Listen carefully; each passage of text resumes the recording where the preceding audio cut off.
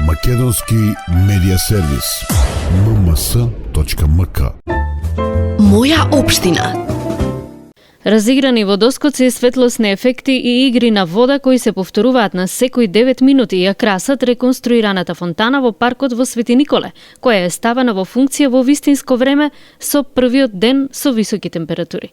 Таа топла вечер кога се најдовме со камерите во Свети Николе, паркот беше преполн со млади родители со деца, повозрасни свети николчани, но и гости на градот, кои дојдоа на моторијадата. Фонтаната која, иако изградена пред 9 години, не беше во функција.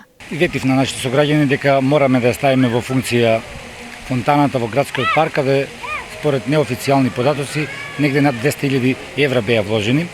Сега вложивме уште 3 милиони денари плюс за да можеме фонтаната да ја прикажеме во светло со кој сите ќе се гордеат, сите николчани и јас нели како градоначелник.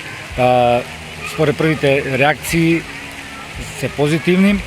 Имаме прекрасна фонтана која баш сега во овие летни денови ќе ни биде вистинско освежување. Фонтаната, иако изградена, никогаш не беше ставена во функција. Базентите, сите овие базенти што се внатре беа длабоки. Крајниот базен беше со длабочина 1,60 м, што не прилега на никаква фонтана. Значи безбедносните услови беа на минимално ниво.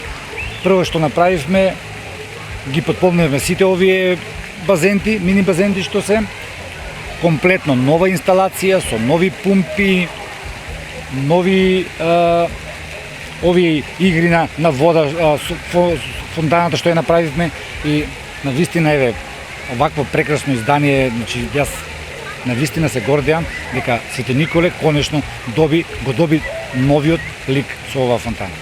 Веројатно, Свети Николската фонтана е една од најскапите во државата. За изградбата пред повеќе години тогашната локална власт потроши повеќе од 230.000 евра.